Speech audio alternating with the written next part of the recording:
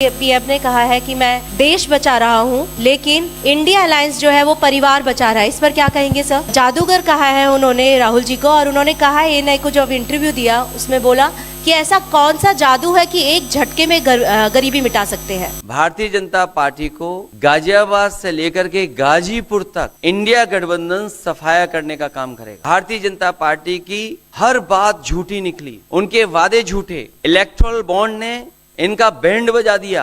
Bharatiya Janata party सभी भ्रष्टाचारियों का गोदाम बन गई।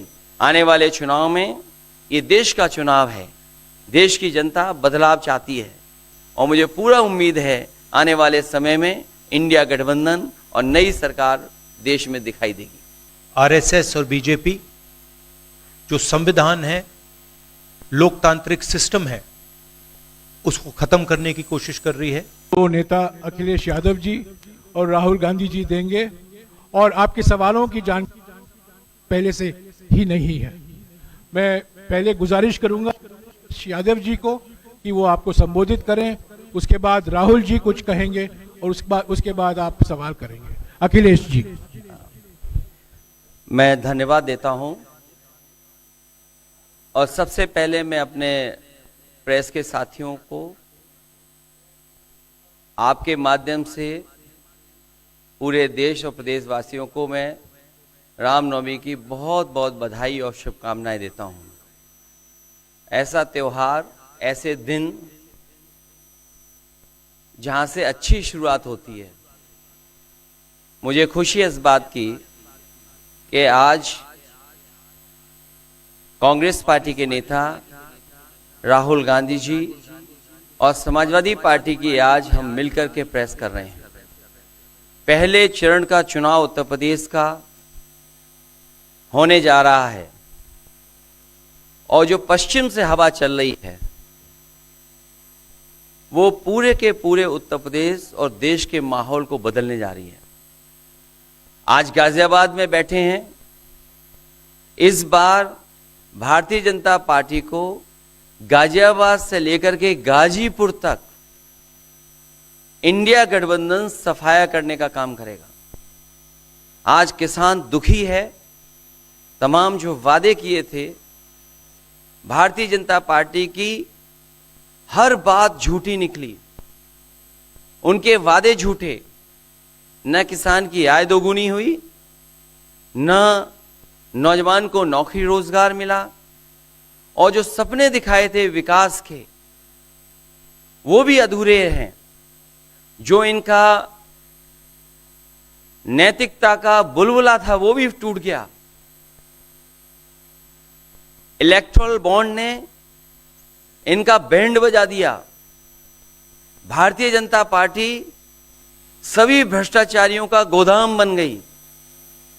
न केवल भ्रष्टाचारियों को ले रहे हैं, बल्कि भ्रष्टाचारियों ने जो कमाया है उसको भी अपने साथ रख रहे हैं। जहां उत्तर प्रदेश देश का सबसे बड़ा प्रदेश है, डबल इंजन की सरकार में जो दावा करते रहे डबल इंजन, उनकी होर्डिंग देखिए आप कि अब डबल वहां पर नहीं दिखाई देते हैं, अकेले दिखाई दे रहे हैं। इनके प्रत्याशी होर्डिंग से गायब हैं, और चुनाव के बाद होर्डिंग पे जो अकेले हैं वो भी गायब हो जाएंगे, और सफाया होने जा रहा है। इनका एक ही नारा है, झूठ बोलने का और लूटने का। लूट और झूठ भारतीय जनता पार्टी की पहचान बन गई है। पेपर लीक कितने हुए हैं? एक दो होते तो ठीक था, लेकिन 10 पेपर लीक हुए। और मैंने कई मौकों पर वो बात बताई कि अगर एक परिवार के हम केवल 3 सदस्यों को मान लें, जिस व्यक्ति ने परीक्षा लिखने की तैयारी की, जो परीक्षा नहीं दे पाया पेपर लीक के कारण, और उसके माँ बाप को अगर हम जोड़ लें, तो ऐसे 60 लाख नौजवान हैं। 60 लाख नौजवानों का भविष्य अंधकार में डाल दिया। और अगर 60 लाख का गुणा करें हम 3 से, 1 करोड़ 80 लाख, और 1,80,00,000 को अगर हम डिवाइड कर दें 80 लोकसभाओं से, तो भारतीय जनता पार्टी का 2,25,000 वोट हर लोकसभा में कम हुआ है। इसलिए एक भी वोट बट ना पाए। जहां हमें मतदान करना है वहीं मतदान के दिन हमें सावधान भी रहना है। अगर हम सावधान रह करके मतदान करेंगे और अपने बूथ की चौकीदारी करेंगे तो भारतीय जनता पार्टी का सफाया होगा। आने वाले चुनाव में, ये देश का चुनाव है, देश की जनता बदलाव चाहती है और बदलाव की हवा पश्चिम से उत्तर प्रदेश से चल रही है और मुझे पूरा उम्मीद है आने वाले समय में इंडिया गठबंधन और नई सरकार देश में दिखाई देगी। शुक्रिया अखिलेश जी। राहुल जी। नमस्कार। रामनवमी की आप सबको, देश को बहुत बहुत शुभकामनाएं। ये चुनाव विचारधारा का चुनाव है। एक तरफ आरएसएस और बीजेपी जो संविधान है, लोकतांत्रिक सिस्टम है, उसको खत्म करने की कोशिश कर रही है, और दूसरी तरफ इंडिया गठबंधन, कांग्रेस पार्टी संविधान को, लोकतंत्र को डिफेंड करने की कोशिश कर रही है, उसकी रक्षा कर रही है। चुनाव में 2-3 बड़े मुद्दे हैं।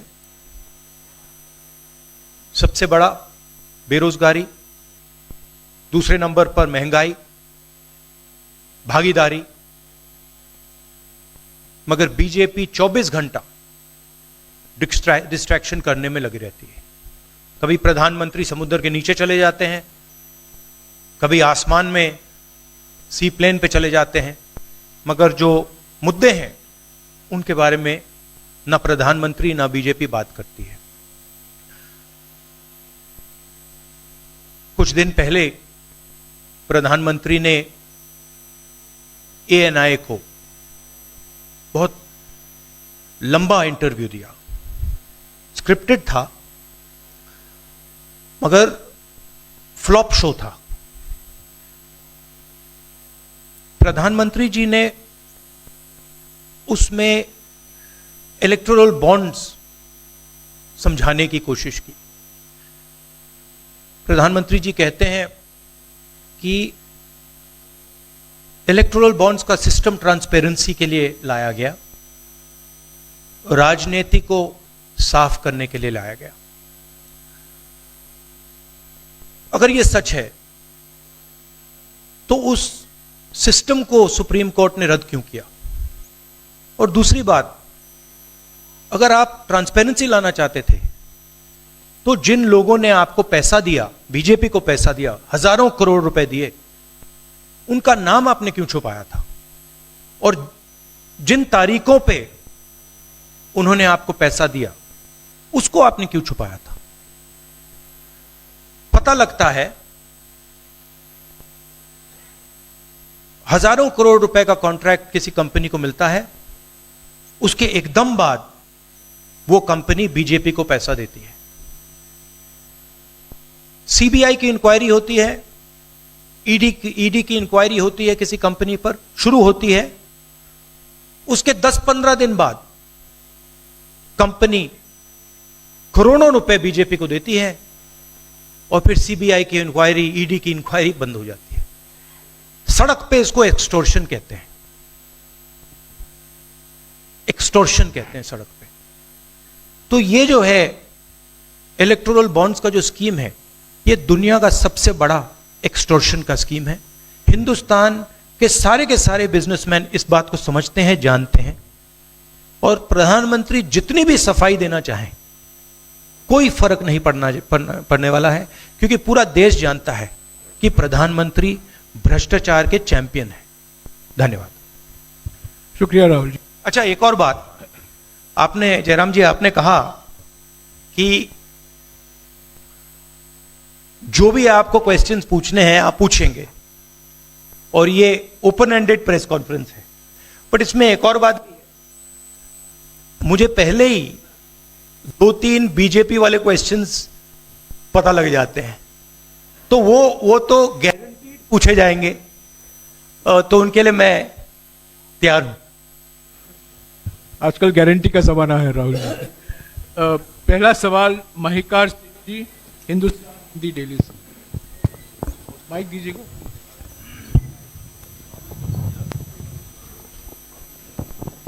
राहुल जी, स्वागत है आपका।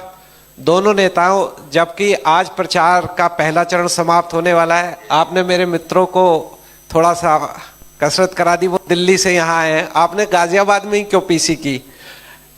यूपी और दिल्ली छोड़ के गाजियाबाद में पीसी हो रही है। दूसरा सवाल ये है राहुल जी से कि लोग तो गुजरात छोड़कर पीएम बनने के लिए बनारस आते हैं, आप बाय नाइट चले गए, तो क्या अमेठी या रायबरेली से आप लड़ेंगे? ये बीजेपी वाला क्वेश्चन है, ये पत्रकार का सवाल। पहले ही opening ball BJP question. Very good, शाबाश। देखिए, अमेठी की बात कांग्रेस का डिसीजन है। जो भी मुझे ऑर्डर मिलेगा मैं वो करूंगा। सीईसी मीटिंग, हमारी पार्टी में सीईसी मीटिंग्स में ये डिसीजन लिए जाते हैं। बट पहला बीजेपी का question, good question, thank you. Amar Ujala से निशा, आप थोड़ा शांत हो जाइए यहाँ प्लीज। बहुत बहुत स्वागत है। मेरा सवाल आपसे ये है कि यूपी में न केवल यूपी में बल्कि पूरे देश में इस बार कांग्रेस ने अपने बहुत कम प्रत्याशी 268 अभी तक सामने आए हैं और यूपी में तो 80 सीटों के मुकाबले केवल 17 सीट हैं। ऐसा क्यों? क्या ऐसा मान के चल रही है कांग्रेस कि आप कमजोर चल रहे हैं या यूपी में कमजोर है कांग्रेस, इसलिए सपा या आपके गठबंधन बाकी सहयोगी पार्टी सीट नहीं देना चाह रही हैं? नहीं, हमने डिसीजन लिया है कि इंडिया गठबंधन चुनाव लड़ेगा और हमने सीट शेयरिंग की है और ओपन माइंडेड तरीके से, दिल खोल के हमने सीट शेयरिंग की है। हम चाहते हैं कि थोड़ी सी हम फ्लेक्सिबिलिटी दिखाएं और ओपन माइंडेड तरीके से हम चुनाव लड़ें। इसीलिए हमने स्पेस हम अपने पार्टनर्स को दी है, पर इसका कोई कमजोरी का मतलब नहीं है। पीटीआई से अनवर। राहुल जी, मेरा सवाल आपसे है कि पिछले बार जो आप दोनों लोगों का गठबंधन था वो सफल नहीं हो सका उत्तर प्रदेश में। एक बार फिर आप लोग साथ आए हैं और प्रधानमंत्री ने पिछले दिनों कहा कि ये दो लड़कों की फ्लॉप फिल्म है जो इस बार भी फ्लॉप होगी। तो आगे आप क्या उम्मीद कर रहे हैं इस गठबंधन से? उत्तर प्रदेश में कितनी सफलता मिलेगी और कितनी सीटों की उम्मीद है इस बार आप लोगों को? देखिए, मैं सीट्स का प्रेडिक्शन तो नहीं करता हूं। जनरल बात कह सकता हूं कि बीजेपी को मुझे लग रहा था 15-20 दिन पहले कि 180 तक जाएंगे, अब मुझे लग रहा है 150 तक जाएंगे।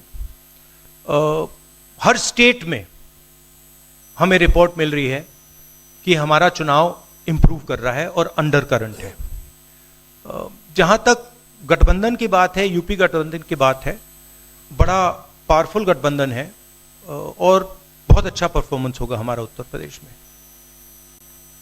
दैनिक जागरण से आदित्य त्रिपाठी। आप दोनों का बहुत बहुत स्वागत है।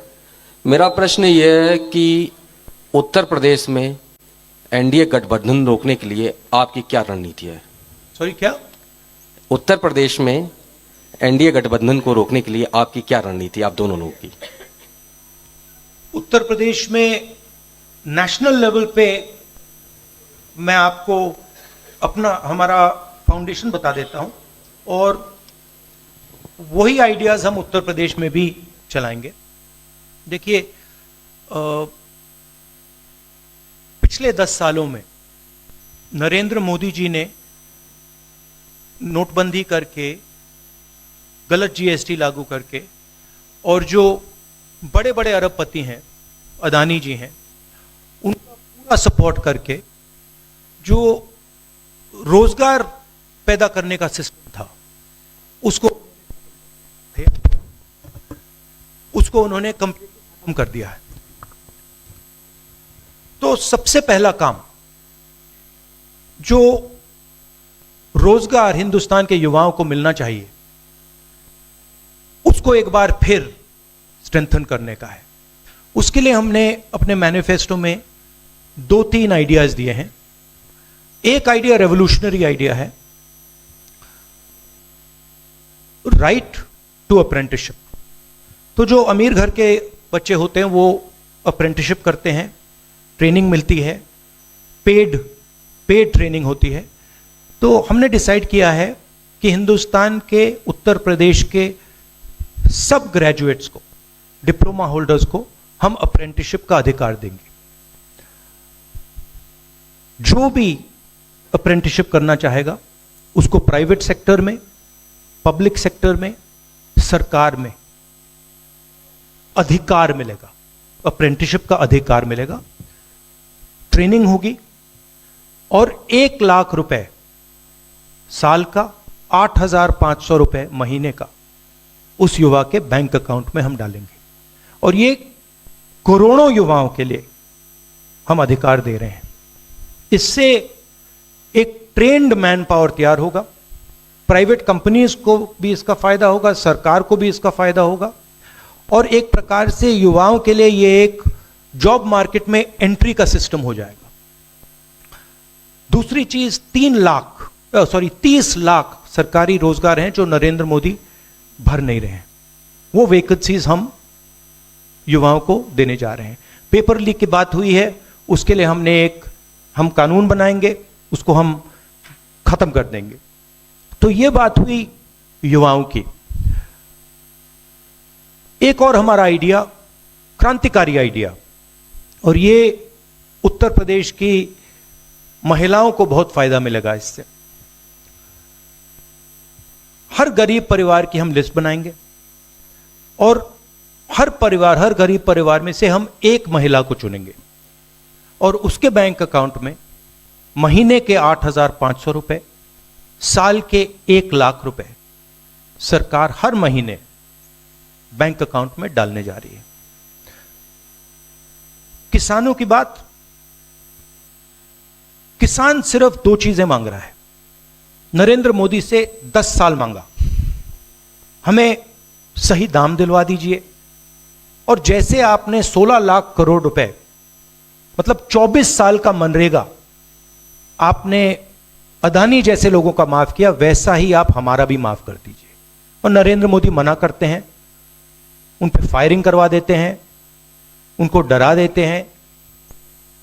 तो हमने लीगल एमएसपी का निर्णय ले लिया है। हिंदुस्तान में पहली बार लीगली गारंटीड एमएसपी होगी और हम उनका, किसानों का कर्जा माफ करने जा रहे हैं। यही मेन मुद्दे हैं चुनाव में। बीजेपी का मैनिफेस्टो देखेंगे तो उसमें आपको उसका जो फाउंडेशन है, 2 चीजें हैं। एक कि वो शायद 10-15 साल बाद ओलंपिक गेम्स इंडिया लाएंगे, और दूसरा 1 या 2 व्यक्तियों को वो चांद पे पहुंचा देंगे।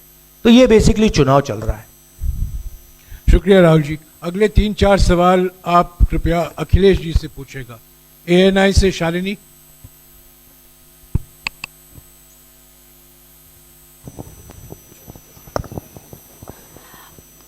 पहला सवाल राहुल जी से है। अखिलेश जी से पूछेगा प्लीज। उन्होंने कृपया लगा दिया, इसलिए अब हमसे पूछिए। दोनों से पूछूंगी सर। पहला सवाल राहुल जी से है, जैसे कि पीएम ने कहा है कि मैं देश बचा रहा हूं, लेकिन इंडिया अलायंस जो है वो परिवार बचा रहा है, इस पर क्या कहेंगे सर? और जो दूसरा सवाल, सेकंड बीजेपी क्वेश्चन। सर दूसरा जो सवाल है मेरा वो ये है, जादूगर कहा है उन्होंने राहुल जी को, और उन्होंने कहा है ANI को जब इंटरव्यू दिया उसमें बोला कि ऐसा कौन सा जादू है कि एक झटके में गरीबी मिटा सकते हैं।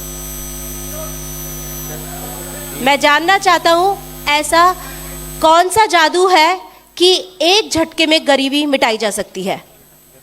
तो ये मेरा सवाल दोनों से है। नहीं, दोनों से है। मैं धन्यवाद देता हूं, आप लोगों ने सवाल पूछे। हालांकि कुछ सवाल आपने राहुल जी से पूछे थे। एनडीए को पीडीए हराएगा, एनडीए को पीडीए हराने जा रहा है, एनडीए को पीडीए हराने जा रहा है। और जहां तक सवाल परिवारवाद की बात है, आज नवरात्र है, आज शुभ दिन है। भारतीय जनता पार्टी के लोग संकल्प लें कि ना किसी परिवार वाले को टिकट देंगे और ना किसी परिवार वाले से वोट मांगेंगे। और गाजियाबाद में कार्यक्रम इसलिए किया है क्योंकि हम दोनों लोगों ने संकल्प लिया है। वो तो इंडिया गठबंधन का नाम भी ठीक से नहीं ले पाते हैं। INDIA तो इंडिया होता है, इंडी कब से हो गया? यहां से सफाया होगा गाजीपुर तक। जो 14 में आए थे वो 24 में चले जाएंगे और यूपी वाले स्वागत भी अच्छा करते हैं। और इस बार तो ढोल नगाड़ा और सब कुछ की तैयारी है। इस बार विदाई भी बहुत शानदार होने जा रही है। टाइम्स नाउ भारत, रंजीता अखिलेश जी से। तो आपने जो गरीबी को एक झटके में मिटाने की बात की, देखिए ये कोई नहीं कह रहा है कि गरीबी को एक झटके में मिटाया जाएगा। हम ये कह रहे हैं कि गरीबी को गहरी चोट पहुंचाई जा सकती है और तरीके मैंने आपको बताए हैं। नरेंद्र मोदी जी ने पूरा का पूरा फोकस 22 लोगों पे किया है, 22-25 लोगों पे किया है। आज की सच्चाई है कि 22 लोगों के पास उतना धन है जितना 70 करोड़ लोगों के पास है। गरीबी का यह भी कारण है कि नरेंद्र मोदी जी ने सारा का सारा धन कॉन्सेंट्रेट कर दिया है, 20-25 लोगों को पकड़ा दिया है। मैं जाति जनगणना की बात कर रहा हूं और मैंने ये बात बहुत बार उठाई है। भागीदारी की बात होती है। हिंदुस्तान के किसी भी इंस्टीट्यूशन में आपको ना पिछड़े वर्ग के लोग मिलेंगे, ना दलित मिलेंगे, ना आदिवासी मिलेंगे, ना गरीब जनरल कास्ट के लोग मिलेंगे। मैंने मीडिया के बारे में बात उठाई। मीडिया में आपको बड़े बड़े एंकर्स दिखते हैं। आपको मीडिया की कंपनीज के मालिक की लिस्ट निकालिए, आपको दिख जाएगा कि उधर ना एक पिछड़ा मिलेगा, ना एक दलित मिलेगा, ना एक आदिवासी मिलेगा। तो हम क्रांतिकारी काम करने जा रहे हैं। जाति जनगणना, महिलाओं को गरीब महिलाओं को 1 लाख रुपए, युवाओं को अप्रेंटिसशिप का कानून, अप्रेंटिसशिप का अधिकार, उनके बैंक अकाउंट में 1 लाख रुपए, किसानों को MSP। तो ये सब गरीबों को पैसे देने के तरीके हैं। नरेंद्र मोदी जी ने पिछले 10 साल में गरीबों को कुछ नहीं दिया, तो ये हम करने जा रहे हैं। हाँ रंजीता, अखिलेश जी से। हाँ, अखिलेश जी से ही सवाल है। राहुल जी ने अभी जितनी भी चीजें कही, अखिलेश जी से। नहीं, मैं सवाल पहले जितनी भी चीजें कही वो तमाम चीजें कांग्रेस के घोषणा पत्र में है। क्या इंडिया गठबंधन का अपना कोई साझा जो है वो मैनिफेस्टो होगा? अखिलेश जी, क्या जो राहुल जी कह रहे हैं क्या वही तमाम चीजें सपा की भी है या सपा कुछ अलग भी घोषणाएं कर रही है चुनाव में? इंडिया गठबंधन नई उम्मीद है और जैसा कि राहुल जी ने कहा कि उनके मैनिफेस्टो में बहुत सारी चीज़ें हैं जिससे गरीबी दूर की जा सकती है। उसी से जोड़ करके मैं ये कहना चाहता हूँ कि जिस समय हमारा देश का किसान खुशहाल हो जाएगा, जिस दिन देश के किसान को अपनी लाभकारी मूल्य मिलने लगेगा फसल का, और मैं समझता हूँ जितने भी राजनीतिक दल हैं और खासकर जो इंडिया गठबंधन के साथी हैं वो ये बात कह रहे हैं कि हम MSP की गारंटी देंगे या किसानों को लाभकारी मूल्य देंगे, और जिस दिन भारत सरकार किसानों की आय बढ़ा देगी, गरीबी दूर होना शुरू हो जाएगी। और मैं कई मौकों पर कह रहा हूं कि जाति जनगणना भी एक हमारा मुद्दा है। बिना सामाजिक न्याय के, बिना जाति की गैर बराबरी खत्म किए हुए हम अपने समाज को आगे नहीं बढ़ा सकते। और जैसा राहुल जी ने कहा कि खुशहाली के लिए जाति जनगणना जरूरी है, तो जाति जनगणना, सामाजिक न्याय और पीढ़ी की लड़ाई को लेकर के हम चलेंगे। उससे गरीबी भी दूर होगी और मान सम्मान भी मिलेगा। विक्रांत, एक चीज और देखिए, ये जो हमारा मैनिफेस्टो है ये जरूर कांग्रेस पार्टी का मैनिफेस्टो है, मगर इसमें जो आइडियाज हैं वो इंडिया गठबंधन उनकी आइडियोलॉजी के आइडियाज हैं। और अगर समाजवादी पार्टी का कोई सजेशन हो या किसी और भी इंडिया गठबंधन की पार्टी का सजेशन हो, उसको हम सब ऑन बोर्ड करेंगे। तो हमारा मतलब जॉइंटली काम होता है, हम बातचीत करके कंसल्ट करके काम करते हैं और फ्लेक्सिबिलिटी दिखाते हैं। और हम लोग G20 की तरह नहीं है, केवल 2 का चलता हो बाकी सब 0 हो। अखिलेश जी समझने में वक्त लगेगा। अखिलेश जी G20 अखिलेश जी एक मिनट अखिलेश जी एक मिनट अखिलेश जी को बुलाया है, अखिलेश जी विक्रांत। अखिलेश जी राहुल जी आप दोनों लोग अखिलेश जी सामने अखिलेश जी राहुल जी आप दोनों लोग 2017 में साथ आए थे, दोनों ने लखनऊ में प्रेस कॉन्फ्रेंस भी की थी, लेकिन 19 और 22 में आप दोनों अलग अलग हो गए, 24 में फिर साथ आए हैं। आखिर क्या वो मोमेंट क्या था जब दोनों के दिल में आया कि हाँ हमको साथ आना चाहिए, जरूरी है? 7 साल बाद दोनों के दिल में कब ये मोमेंट आया कि हाँ चलना है साथ? मूवमेंट क्यों बताना, हम साथ आ गए और साथ आ गए, यही मूवमेंट है। चलिए